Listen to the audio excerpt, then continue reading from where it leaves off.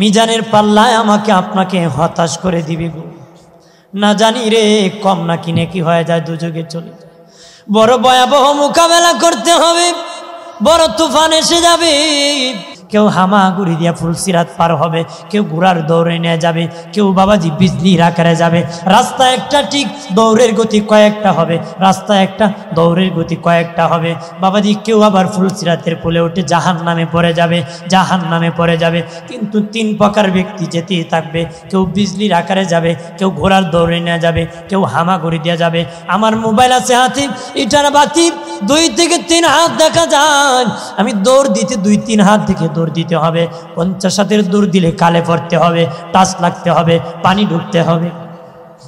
কেন? আমার দৌড়ের গতি কম হবে বাবাজি, লাইটের পাওয়ার কম, দৌড়ের গতি কম। আর মিজানের পাল্লা ফুলসিরাতের বলে বাবা, যার আমল যত বেশি গো, তার লাইটের পাওয়ার তত বেশি হবে, তার দৌড়ের গতি তত বেশি হবে। যারা লাইটের পাওয়ার যত বেশি, যারা পাওয়ার ফার্স্ট ক্লাস আমলদার, তারা বিজলির আকারে জান্নাতে চলে যাবে। যারা সেকেন্ড ক্লাস ঘোড়ার দৌড় এনে জান্নাতে যাবে, তারা থার্ড ক্লাস বাবাজি হামা ঘুরি দিয়ে জান্নাতে যাবে। যার যেমন পাওয়ার তার তেমন দৌড়ের গতি হবে। আরো জোরে বলে দিনের নবী বলেন, যারা এশারের নামাজ আদায় করবে, এশারের নামাজ আদায় করবে গো, ওই ব্যক্তি ফুলসিরাত আলো হয়ে যাবে, মাওলার জান্নাতে চলে যাবে।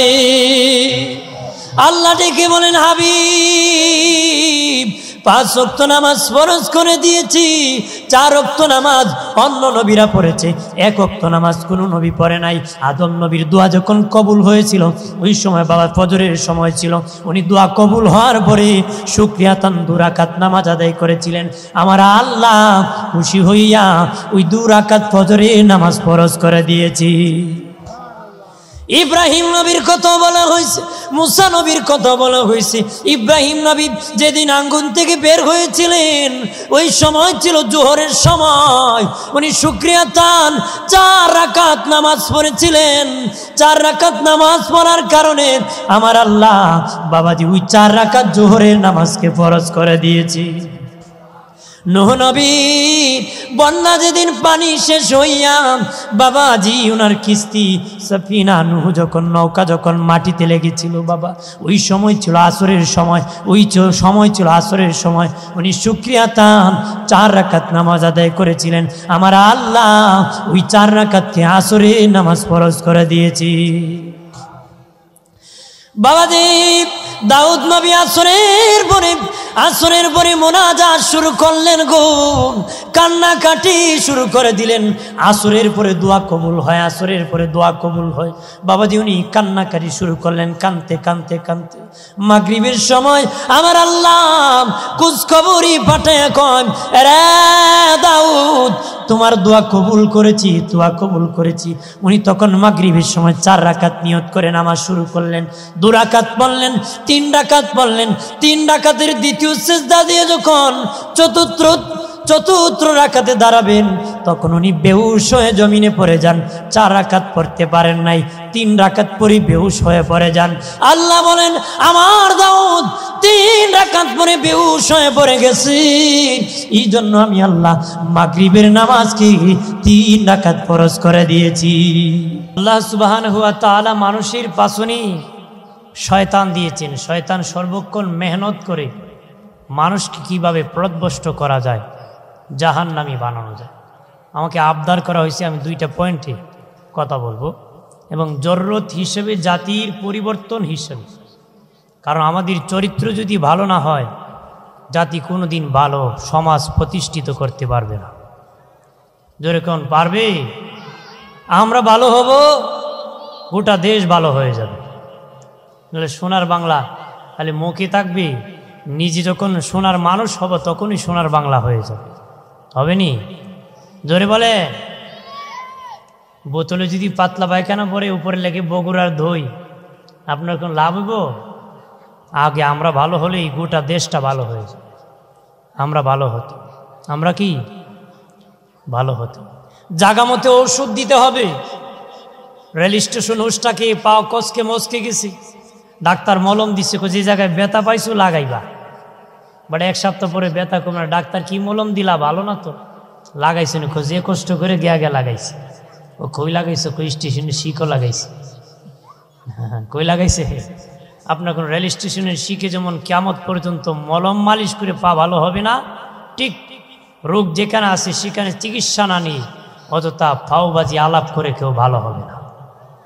হবে? আমার বানের বাবাজি খেয়াল করেন ভালো করিয়া, এই জন্য মুমিন ভালো মানুষ হতে হবে, ইবলিসের দোকান থেকে বাঁচতে হবে। ইবলিস চায় মানুষকে জাহান্নামী বানাইয়া তার সাথে চিরস্থায়ী জাহান্নামী বানাতে চায়।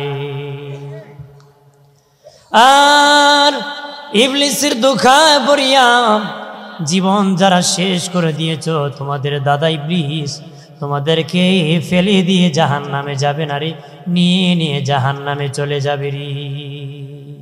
একা যাবে না, সবাই রে জাহান্নামীকে নিয়ে যাবে। কারণ সব জাহান্নামীরা হাসরের মাটি ইবলিসের বিপক্ষে মামলা দিবে আল্লাহর আদালতে। কি দিবে? আল্লাহ সব জাহান্নামীকে বলবে চলো তোমরা জাহান্নামের মেইন গেটে চলে যাও। মেইন গেটের আগুনের শিকার উপর ইবলিসকে দাঁড় করানো হবে। আল্লাহ ইবলিসকে জিজ্ঞাসা, আমার বান্দাবান্দিকে কি তুই ধোঁকা দিয়েছ? সে বলবে, আল্লাহ তুমি সব খাওয়াইছো কিন্তু আমার কথা শুনছি, তোমার কথা শুনে নাই। তোমার কথা কি? আল্লাহ তখন ডেকে বলবেন, আরে আমার বান্দাবান্দি, সত্যই কি তোমরা রে আমার কথা না শুনিয়া তার কথা শুনছো? বান্দা বান্দি মাথা নত করে ফেলবে। আমার আল্লাহ বলবেন, ফিরিস্তা তাদেরকে পিঠায় পিঠায় জাহান্নামে নিক্ষেপ করে দাও। একটু চিল্লায় বলেন নাউযুবিল্লাহ। আমরা কি এরকম জাহান্নামে যেতে চাই? যেরকম যেতে চাই? দোস্ত বুজুর্গরা, খেয়াল করেন ভালো করিয়া, প্রথম পয়েন্ট ধরতেছি। এক যুবক ছেলে নবীর কাছে আসিয়া বলে, ইয়া রাসূলুল্লাহ, মারাত্মক গুনাহ করেছি, অন্যায় করেছি গো নবী, কিভাবে আমার গুনাহ মাফ হবে গো? এমন সময় নামাজের সময় হয়ে গেল। নবী মুয়াজ্জিনকে বললেন, আজান দাও। মুয়াজ্জিন আজান দিয়ে দিলেন। নবী নিজে ইমামতি করলেন। যুবক ছেলে নবীর পাশে নামাজ আদায় করলে। গুনাহগার যুবক সালাম ফিরানোর পরে নামাজ শেষ হয়ে গেল। যুবক ছেলে ডেকে বলে, নবীজি আমার কি গুনাহ ক্ষমা হবে নি গো? নবী বলে, যুবক তুমি কি আমার সাথে নামাজ পড়ো নাই? ইয়া রাসূলুল্লাহ, আপনার সাথে নামাজ আদায় করেছি। নবী কইটা এমন নামাজ, যেই নামাজে আমল নামার মধ্যে কোনো গুনাহ থাকে না রে।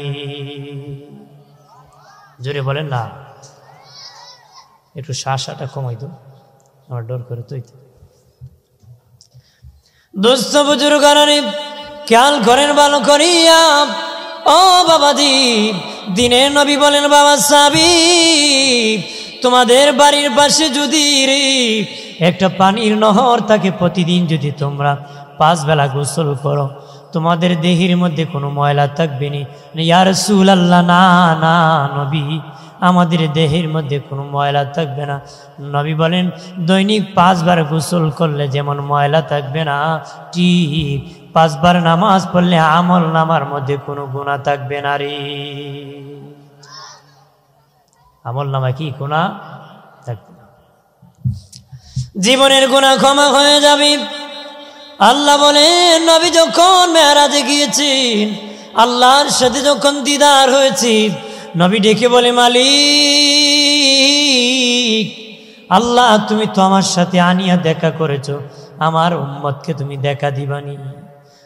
আমার আল্লাহ বলে, হাবিব আপনাকে আনিয়া সাক্ষাৎ দিয়েছি, আপনার উম্মতকে জমিনে যায় নামাজে আমি সাক্ষাৎ দিব। হযরত আলী রাদিয়াল্লাহু তাআলা আনহুকে জিজ্ঞাসা করা হয়েছিল, আলী তুমি যে আল্লাহকে সিজদা করো রে, আল্লাহকে দেখো নি? আলী বলেন আমি ওই আল্লাহকে সেজদা করি না। জি আল্লাহকে আমি আলী দেখি না। হযরতে আলী আল্লাহকে দেখে দেখে সেজদা করতেন, দেখে দেখে সেজদা করতেন। উনি যখন জিহাদের মাঠে যেতেন তীরগুলা ওনার দেহের মধ্যে ঢুকে যেত, খুলতে দিতেন না বাবাজি।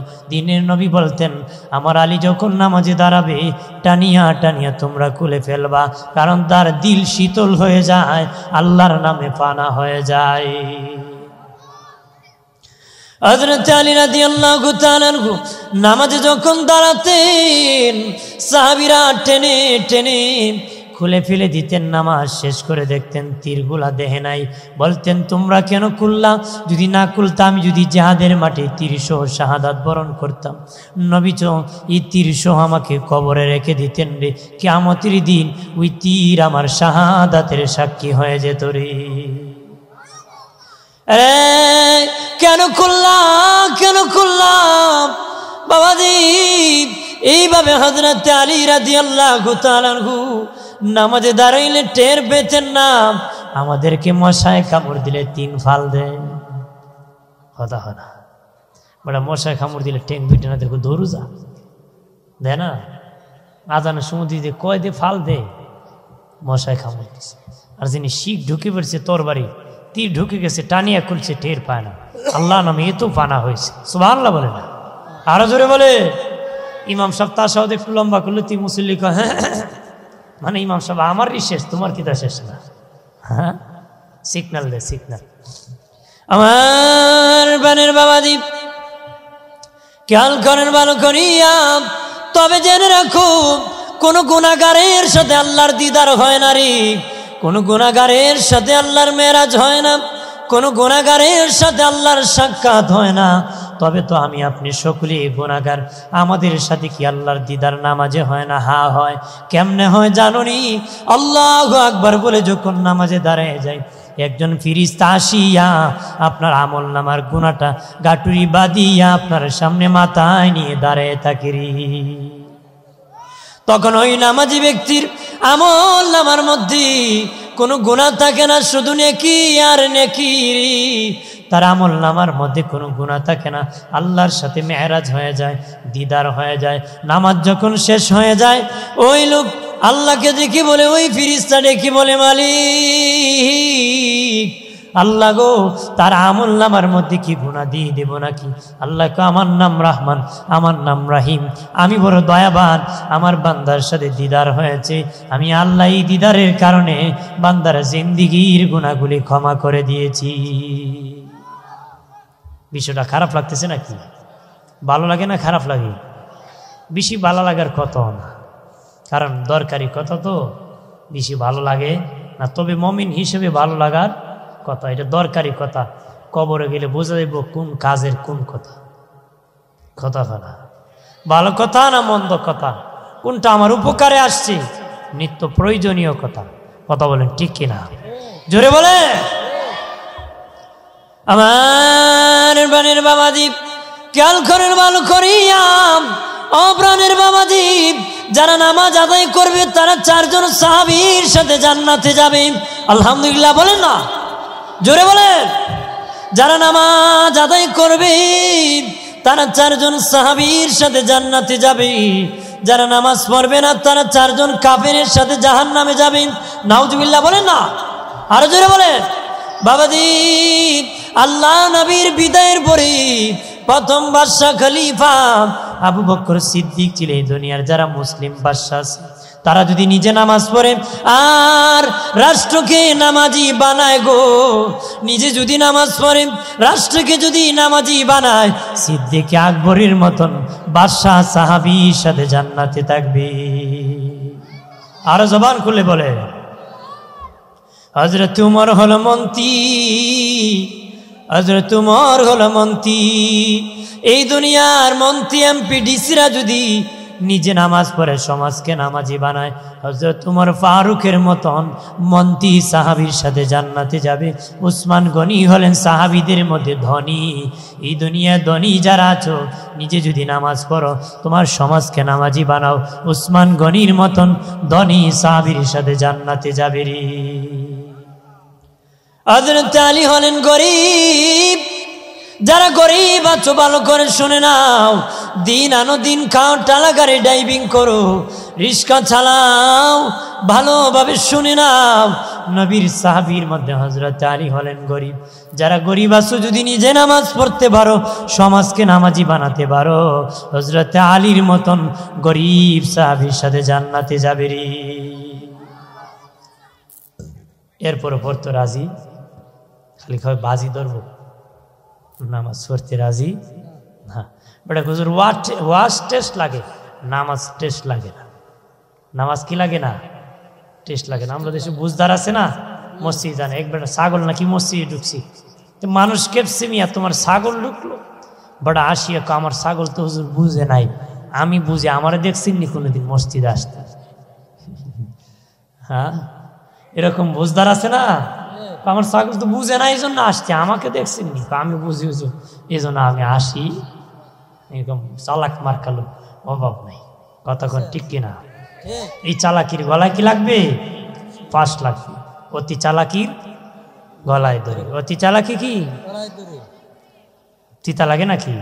গ্রাম দেশে হক গরম বাতি বিলাই বেজার, হক কথা আহাম্মক বেজার। গরম বাত দিলে বিলাই মুসর মারে, সত্য কথা হইলে আহাম্মক মুসর মারে। কথারই কইলা আমার বানের বাবাদীপ, অদুস্থ বুজুর্গরা, বন্ধুরা, যুবক ভাইরারি খেয়াল করো, যারা নামাজ পড়বে তারা 4 জন সাহাবীর সাথে জান্নাতে যাবে, যারা নামাজ পড়বে না তারা 4 জন কাফেরের সাথে জাহান্নামে যাবে। বাবাজি, কাফেরদের মধ্যে ফেরাউন হলো কাফের বাদশা।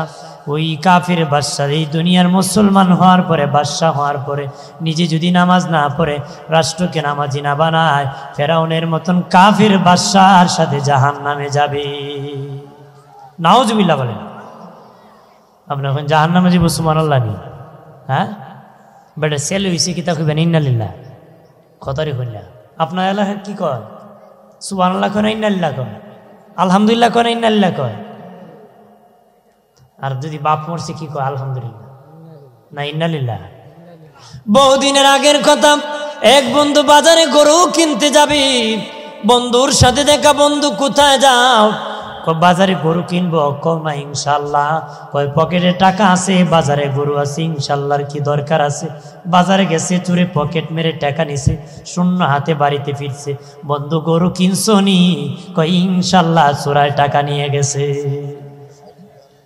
ইনশাল্লাহ কি চোরা? এখন ইনশাল্লাহ কই লাভ হইব? জাগা মতো কইতে হইব। বেটা সিনেমা দেখতে গিয়ে কান্দে, আপনার খুব সব হইব না, এটা ডাবল গুণ হইব। এক দেখছে গুণা, কানছে আরেক গুণ। কথা খরা বন্ধুরে আমার, খেয়াল করেন ভালো করিয়া, মুসলমান বাদশা হওয়ার পরে যারা নিজে নামাজ পড়বে না, রাষ্ট্রকে নামাজি বানাবে না, ফেরাউনের মতন কাফের বাদশার সাথে জাহান্নামে যাবে। নাউজুবিল্লাহ বলেন না? বাবাজি, হামান হলো মন্ত্রী, এই দুনিয়ার মন্ত্রী, এমপি, ডিসি যারা আছে, নিজে যদি নামাজ না পড়ে, সমাজকে যদি নামাজি না বানায়, বাবাজি হামানের মতন মন্ত্রী কাফেরের সাথে জাহান্নামে যাবে। কারণ ছিল কাফেরদের মধ্যে ধনী, কারণ ছিল কাফেরদের মধ্যে ধনী। ওরে ধনীরা, ওরে আখাউড়া আজমপুরের, ওরে ধনীর দল, ভালো করে শুনে নাও, কাফেরদের মধ্যে কারণ হলো ধনী। এই দুনিয়ার ধনী যারা আছো, তোমরা যদি নিজে নামাজ না পড়ো, সমাজকে নামাজি না বানাও, কারণের মতন ধনী কাফেরের সাথে জাহান্নামে যাবে। চিল্লায় জবান খুলে বলেন নাউজুবিল্লাহ। উবাই ইবনে খালফ হলো কাফেরদের মধ্যে গরিব। এই দুনিয়ার গরিব যারা আছো, নিজে যদি নামাজ না পড়ো, তোমার সমাজকে যদি নামাজি না বানাও, উবাই ইবনে খালফের মতন গরিব কাফেরের সাথে জাহান্নামে যাবে। একটু চিল্লায় বলেন নাউজুবিল্লাহ। আল্লাহুম্মা সাল্লি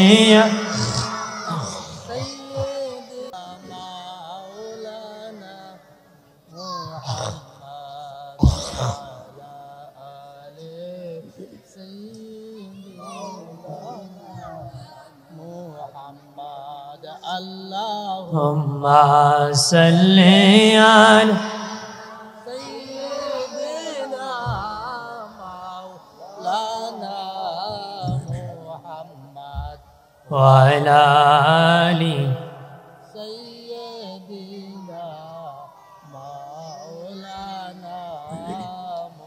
এ দুনিয়া পরে থাকবি, আমরা একদিন থাকব না। যারে যারে কাঁদবি রে মন, কেউ না চাবে ফিরিয়া। আল্লাহুম্মা সাল্লি আলা সাইয়্যিদিনা মাওলানা মুহাম্মদ ওয়া আলা সাইয়্যিদিনা মাওলানা। এবার সালাতুল মিফতাহুল জান্নাহ, নামাজ হলো বেহেশতের, জোরে বলেন বেহেশতের। সাহাবী বলল, নবীজি অগদিনের নবী, ইসলামের পঞ্চবৃত্তির দ্বিতীয় বৃত্তি হলো নামাজ, প্রথম বৃত্তি হলো ঈমান। নবী গো, ঈমান তো বেহেশতের চাবি হওয়ার কথা, নামাজ কেন গো চাবি হলো? নবী গো, বাবা সাহাবী, ঈমানই হলো বেহেশতের চাবি।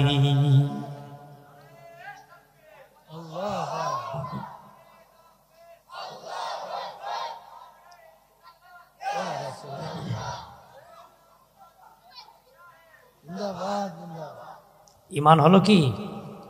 তবে শুনে রাখেন, নবী বলেছেন নামাজ হলো এই চাবির দাঁত, নামাজ হলো এই চাবির দাঁত। নবী বলেন, ও বাবাজি, দুনিয়ার তালার চাবির যদি দাঁত না থাকে, যেমন তালা খুলতে পারবেন না, ঈমান যতই মজবুত দেখান, নামাজ না পড়লে জান্নাতের তালা খুলবে না রে। আল্লাহু আকবার বলেন, আর জোরে বলে রে প্রাণের বাবাজি, অদুস্থ বুজুর্গরা, নামাজ নামাজ নামাজ। নবী বলেন, বাবা সাবিরাম, ও বাবা সাবিরাম, তোমাদের সামনে কঠিন বিপদ রয়েছে রে, কঠিন বিপদ। সাহাবীরা বলে, নবী কোন কঠিন বিপদ রয়েছে?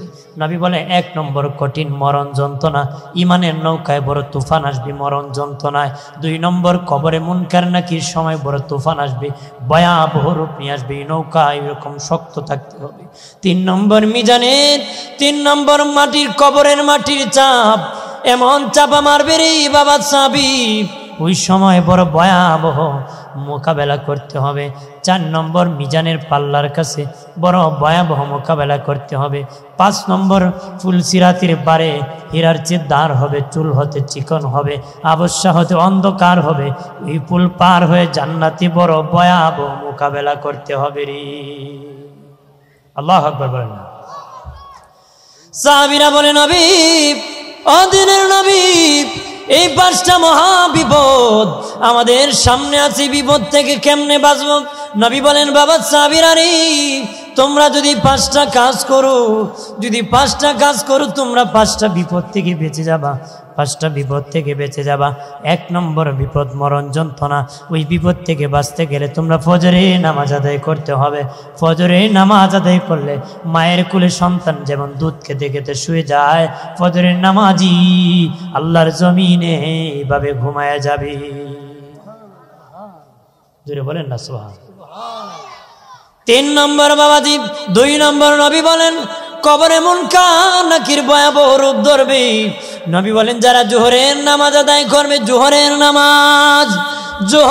নামাজ আদায় করবে গো, তার কবর মুনকার নাকি ভয়াবহ রূপ ধরবে না, স্বাভাবিক রূপে আসবে, সহজে উত্তর দিয়ে দিবি।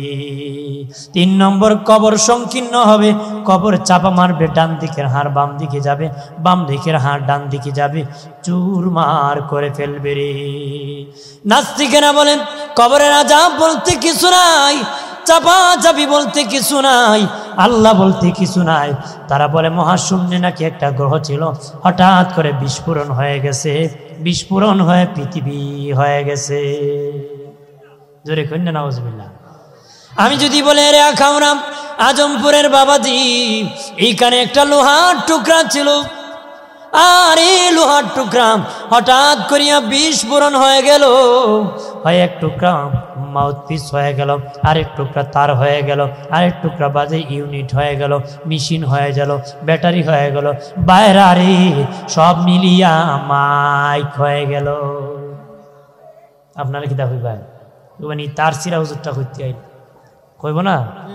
আপনার এখন সাধারণ লোহা বিস্ফোরণ হয়ে যদি মাইক হলে তার সিরা হয়, যারা মহাশূন্যে বিস্ফোরণ হয়ে পৃথিবী হয়েছে এরা তার কেমন শিখছে? এখানে চিল্লায় কেন? এই যে এর কি মেলা নাকি? ওরা একটু অফ করেন আপনার একজন যার এখানে বোঝা যেত না। আপনারা সাবকল বাড়ির দেন কেন? দরকার মাহফিলে বসেন, আপনার এত কষ্টের মেহনত নষ্ট করবো ওরা, আপনারা এখান থেকে চলে যান। ওরা বুঝে যে খেয়ামতই দিয়েছি, আমি তো বারবার চাইতেছি কি দেখি না জানি। হাজিরিন, ওদেরকে একটু অফ করা। আপনারা বলেন যদি মাইক বানাইছে লোহা বিস্ফোরণ হয়ে তার সিরা হয়, যারা বলে যে পৃথিবী হয়ে গেছে বিস্ফোরণ হয়, এরা তার কেমন ছিঁড়ছে? জোরে কইতে পারেন অত বড় শিক্ষিত এরার আবার তার চেয়ে কেমন? শিক্ষিত মানুষের বেশি ছিঁড়ে কথারে হয় না। শিক্ষিত মানুষের কি এটা গল্প কই, এক শিক্ষা অফিসার গিয়েছিল এক শিক্ষা প্রতিষ্ঠানে, তো ক্লাসরুমে জিজ্ঞাসা করে এখন কোন ক্লাস রে? এরা কয় এখন অঙ্কের ক্লাস। কিসের ক্লাস? অঙ্কের ক্লাস। ভালো সময় একটা অঙ্ক করো। এরা কাগজ কলম লইছে, অঙ্ক করবে। তোমাদের স্কুলের গেট থেকে তোমাদের ক্লাসরুমে আসতে আমার 10 মিনিট সময় লাগছে, বলো তো আমার বয়স কত? অঙ্ক কেমন? বেতাল অঙ্ক না? কি কয় গেট থেকে ক্লাসরুমে আসতে 10 মিনিট সময় লাগছে, বলো তো আমার বয়স কত? পোলাপান কাগজ কলম ফালাই বলিছে। দেখবেন প্রত্যেক ক্লাসে যারা মুরব্বী বাবাজি যুবক বন্ধু আছেন, প্রত্যেক ক্লাসে পণ্ডিত পোলাপান আছিল, আপনাদের সাথেও আছিল আমাদের সাথেও আছে। 2-1 পণ্ডিত থাকে, এক পণ্ডিত এমনি আঁকাইতেছে। একটু বড় জিগা অফিসার অঙ্ক করছো রে? স্যার আমি করছি। কি কয়? বার করছো বয়স? হ্যাঁ বার করছি। বয়স কত? স্যার আপনার বয়স 60। আন্তাজি কইছে লাগি গেছি, আন্তাজি কইছে। স্যারে যে অঙ্ক দিয়ে করছো সূত্র কি? অঙ্ক করতে সূত্র লাগে না নে? তুই দিয়ে অঙ্ক করছো আমার বয়স বাহির করছো, সূত্র কি রে? স্যার অবশ্যই সূত্র আছে। সূত্র ছাড়া অঙ্ক করছি না। কি সূত্র? আমার বাড়ির পাশে একটা ভাই আছে আধা পাগল, বয়স 30, আপনি পুরা পাগল বয়স 60। কারণ আধা পাগলের বয়স দিয়ে 30 হয়, পুরা পাগলের বয়স কত? নাস্তিকরা পুরা পাগল। নাস্তিকরা কি পাগল ছাগল ছাড়া এমন কথা বলতে পারে? আমার বানের বাবাজি, অদুস্থ বুজুর্গ, ও বাবাজি, নবী বলেন কবর চাপা দিবি রে, এটা ভয়াবহ মোকাবেলা করতে হবে।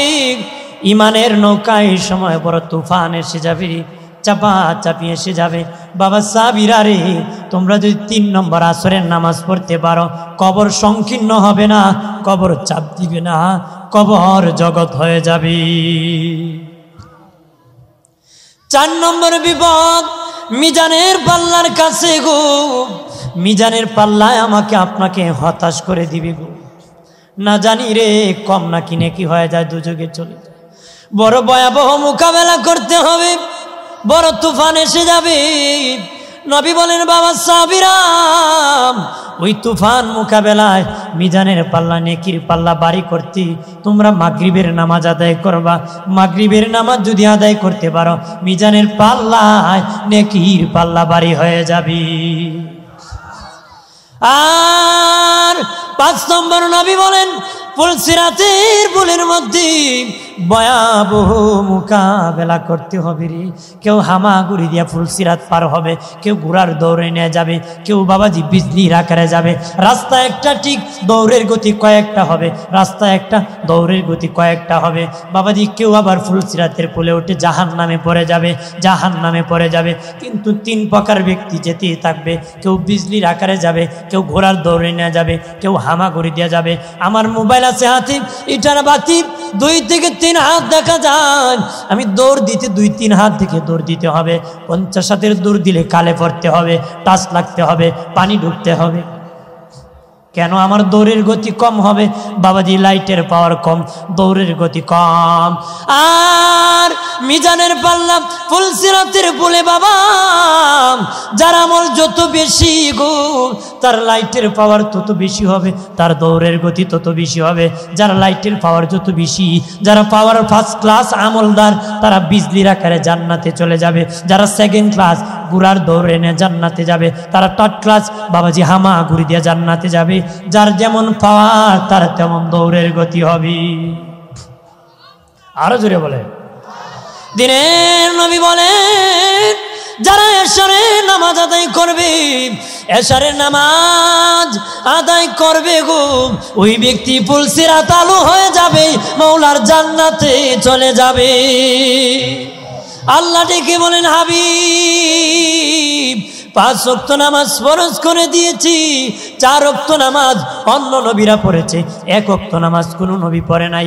আদম নবীর দোয়া যখন কবুল হয়েছিল, ওই সময় বাবা ফজরের সময় ছিল, উনি দোয়া কবুল হওয়ার পরে শুকরিয়াতান 2 রাকাত নামাজ আদায় করেছিলেন। আমার আল্লাহ খুশি হইয়া ওই 2 রাকাত ফজরের নামাজ ফরজ করে দিয়েছি। ইব্রাহিম নবীর কথা বলা হয়েছে, মুসা নবীর কথা বলা হয়েছে।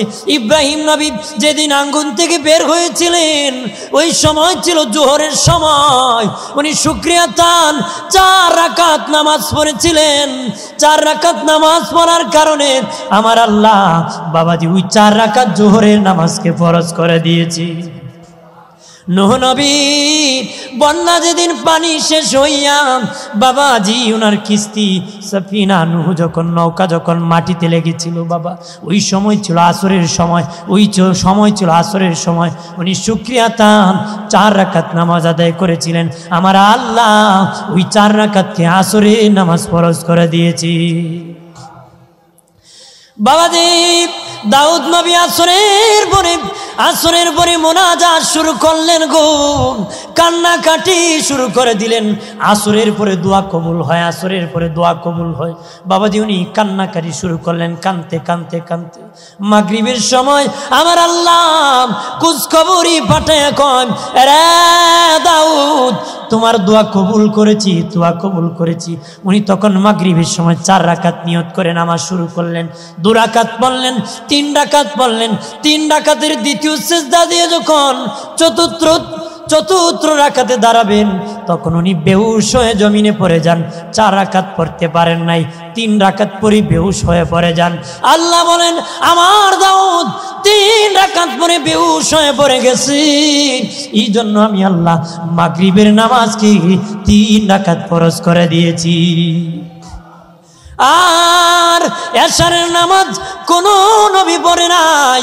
আল্লাহ বলেন, হাবিব কোন নবী এশারের নামাজ পড়ে নাই।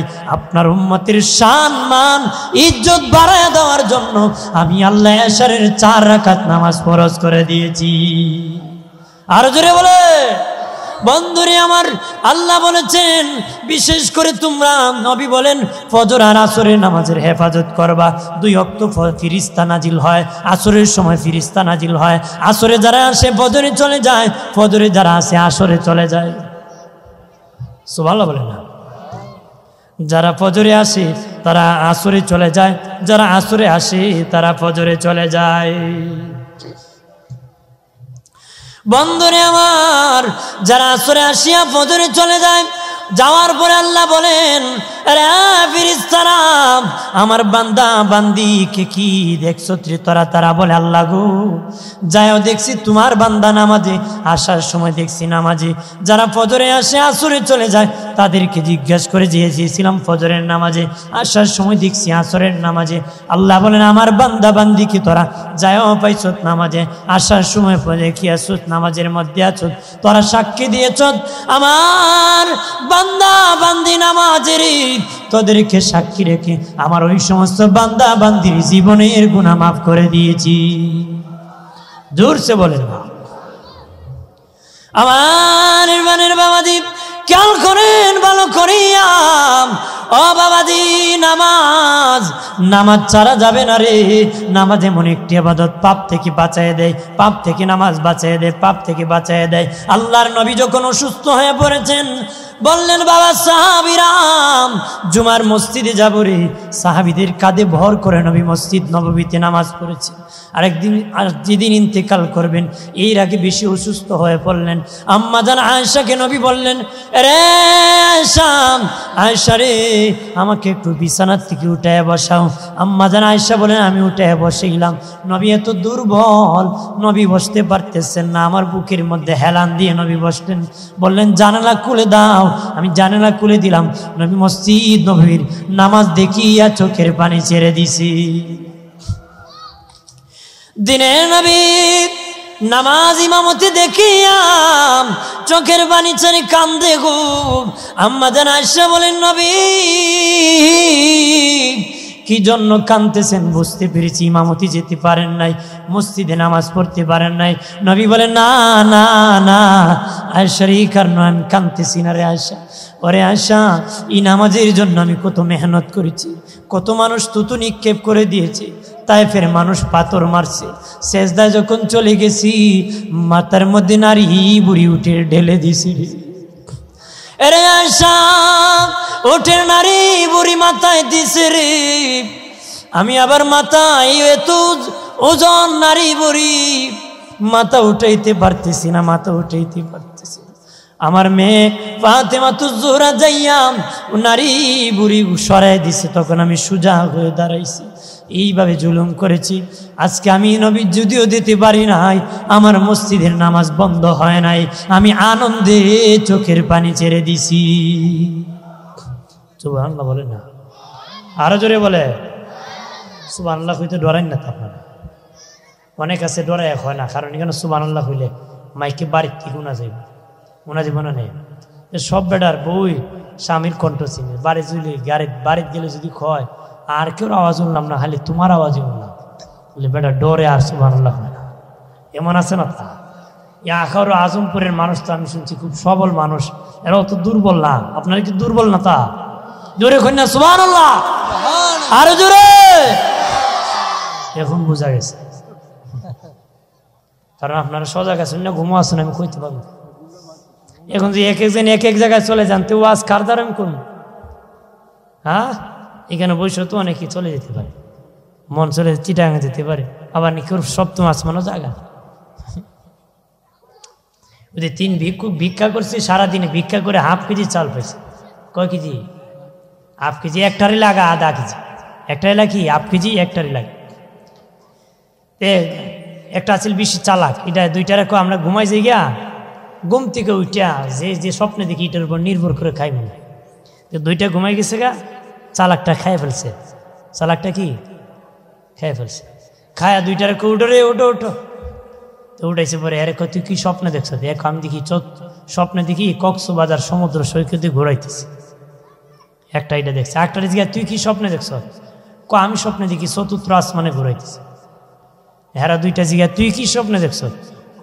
কয়রে ভাই কয়ে লাভ নাই, আমি স্বপ্নে দেখি বিরাট বড় এক আজরাইল এসে এক বেন্দা লই, বেন্দা আতুলে আমার শালা ভাত খা। আমি ডরে ভাত খাওয়া আরম্ভ করছি। আমরা ডাক দিলে না কেন? ডাক তো দিছি, তোমরা একলা চতুর্থ আসমানে, একলা কক্সবাজার ভাই মুখে জান বাঁচাইতে আমি খাইছি। তার তা আমি কোন কারে যদি আপনারা মনোযোগ না থাকে বলে তো লাভ হলো, লাভ হলো। এই জন্য মনোযোগ দিতে হবে। আমার আম্মা জান আয়েশাকে নবী বলেন, আয়েশা রে আমি সুখেতে চোখের পানি ছেড়ে দিছি রে, দুঃখে কাঁদি নাই, সুখে কেঁদে দিয়েছি। আম্মা জান আয়েশা বলেন, নবী নামাজের ইমামতি তো আমার বাবা আবু বকর করতেছে, আমার বাবা আবু বকর করতেছেন। ও নবী, আমার বাবা আবু বকরের নামটা বাদ দিয়ে ওমর ফারুকের নামটা আপনি একটু মেহেরবানি করে দিয়ে দেন না। হযরত নবী বলেন, আয়েশা রে তোমার বাবা ইমামতি পেয়েছে, তুমি তো আনন্দিত হওয়ার কথা, নাম কাটার কথা কেন বলো? আম্মা জান আয়েশা বলেন, নবীজি আমার বাবার দিল বড় নরম গো নবী, যখন আল্লাহর কালাম তেলাওয়াত করে আমার বাবা কাঁদতে কাঁদতে বেহুশ হয়ে যান, কাঁদতে কাঁদতে আমার বাবা অস্থির হয়ে যান, নামাজে দাঁড়াইয়া আমার বাবা অস্থির হয়ে যাবেন। এই জন্য বলেছি আমার বাবার নামটা বাদ দিয়ে ওমর ফারুকের নামটা দিয়ে দেন। নবীজি বলেন, আয়েশা তুমি জানো নি আমার সব উম্মতের নেকি যদি এক পাল্লায় রাখা হয়, তোমার বাবা আবু বকরের এক রাত্রের ভালোবাসা যদি আরেক পাল্লায় রাখা হয় রে, তামাম উম্মতের নেকির চেয়ে তোমার বাবা আবু বকরের নেকি বেশি হয়ে যাবে। আর জবান খুলে বলেন সুবহানাল্লাহ। এই জন্য রে বন্ধু, নামাজ ছাড়া যাবে না। আল্লাহর ঘরের সাথে সম্পর্ক লাগাও। আল্লাহর ঘর হাসরের দিন বাবাজি বকি হয়ে যাবে, কাবাঘর ইঞ্জিল হয়ে যাবে। কাবাঘরকে হাসরের মাঠে আল্লাহ একটা জবানও দান করবে, একটা চক্ষু দান করবে। ওই চক্ষু দ্বারা কাবাঘর দেখবি, একটা জবান দ্বারা কাবাঘর কথা বলবে। আর ওই কাবাঘর ইঞ্জিল বনে যাবে। আর দুনিয়ার যত মসজিদ আছে গো বগি বনে যাবে, পাছনে পাছনে লেগে যাবে। যত প্যাসেঞ্জার ছিল মসজিদে উঠে যাবে। এই মসজিদে বসে মৌলার জান্নাতের মেহমান হয়ে যাবে। মসজিদের সাথে মেহমানদারি রাখবো কিনা, যেরকম চান কিনা?